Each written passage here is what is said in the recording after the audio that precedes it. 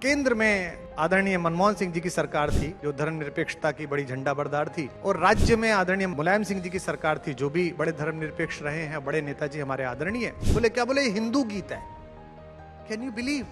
उन्होंने कहा हिंदू गीत है। क्यों? बोले इसमें अर्जुन है, इसमें कृष्ण है, इसमें द्रोणाचार्य है, और वो कुलगीत हटा लिया गया वहां से। मेरे आंगन में जगे बुद्ध, ईसा, नानक और महावीर। उसमें ईसा भी थे, उसमें नानक भी हैं, उसमें महावीर भी हैं। वो लग गया कुलगीत। मैं मेरठ विश्वविद्यालय से पढ़ा हूं, मैं वहीं पढ़ाता था। आपको पता है 17 वर्ष मैंने पढ़ाया। आंदोलन चला तो एक दिन आदरणीय दिग्विजय सिंह जी से चैनल पर बहस हुई। उन्होंने कहा कि ज्यादा ही आंदोलन का तो इस्तीफा देके करिए नौकरी छोड़ के। हमने नौकरी उसी दिन छोड़ दी रात को। 17 साल पढ़ा के विश्वविद्यालय सेवा में। तो हमारे यहाँ एक गवर्नर साहब आए, विष्णुकांत शास्त्री जी, बड़े विद्वान आदमी थे। उनके पास वाइस चांसलर साहब गए हमारी मेरठ यूनिवर्सिटी के कि साहब हमारा कन्वोकेशन है, आप आ जाना। तो उन्होंने पूछा कि कुलगीत है आपका, यूनिवर्सिटी सॉन्ग जो होता है एंथम। साहब कुलगीत तो नहीं है। तो बोले अरे इतनी पुरानी यूनिवर्सिटी है, और वो कुमार विश्वास कवि है आपके यहाँ, बड़ा अच्छा कवि है, उससे कुलगीत लिखवाइए। तो वाइस चांसलर साहब ने मुझे बुलाया, कहा भाई कुलगीत लिखो। तो मैंने कुलगीत लिख दिया। तो बच्चों के लिए मैं कुलगीत क्या लिखूंगा? अगर मैं छात्रों के, अध्यापकों के रिलेशन के कुलगीत लिखते समय द्रोणाचार्य और अर्जुन का प्रयोग ना करूं तो क्या कुलगीत है?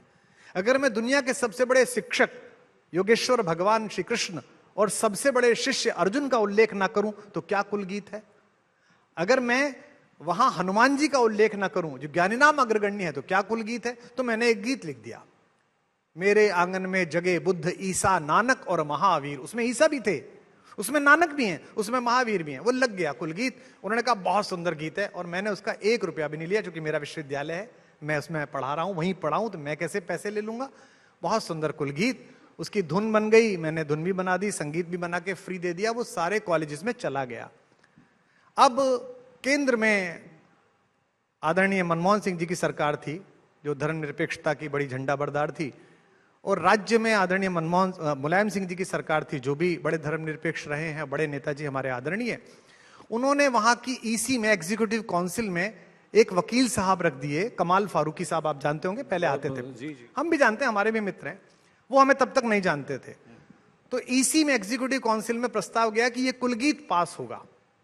पहले ही चला जाता है प्रस्ताव, वो पढ़ के आया, बोले भाई ये पास नहीं होगा। बोले क्या? बोले हिंदू गीत है। Can you believe? उन्होंने कहा हिंदू गीत है। क्यों? बोले इसमें अर्जुन है, इसमें कृष्ण है, इसमें द्रोणाचार्य है, और वो कुलगीत हटा लिया गया वहां से। तो अभी नहीं है कुलगीत वो। अरे अरे मेरा तो कितने ईसी में कितने मेंबर होते हैं डॉक्टर साहब? भाई जो भी मेंबर थे बनाए किसने थे? सरकार ने। सब डरे रहे कि भैया गवर्नर पे बात पहुंच जाएगी, भैया मुख्यमंत्री बात पहुंच जाएगी, हटा दिया गया। अभी सरकार अनुकूल जिस दिन उसको पता चल जाएगी, बोले वही वाला लगाओ। तो ये वही सारे वितंडे हैं कि जो सरकारें आती हैं। नहीं तो अब फिर से वो आया नहीं इस दूसरी सरकार में भी? नहीं, फिर मैंने प्रयास नहीं करा, कोई मेरे से कहने नहीं आया। यूनिवर्सिटी ने भी प्रयास नहीं करा? यूनिवर्सिटी ने प्रयास नहीं किया। तो मैं आपसे जो कहना चाह रहा हूं वो ये कहना चाह रहा हूं कि क्या मैं कोई गीत किसी विश्वविद्यालय के लिए छात्रों को उत्प्रेरित करता हुआ ऐसा लिख सकता हूं इस देश में?